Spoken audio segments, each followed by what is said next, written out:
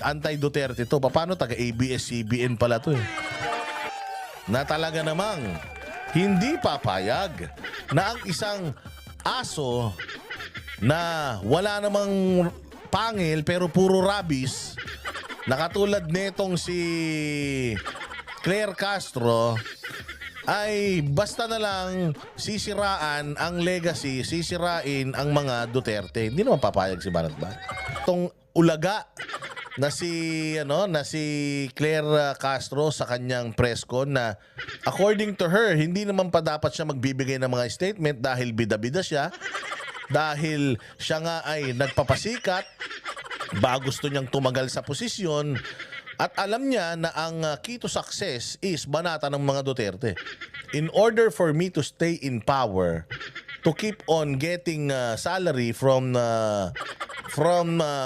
public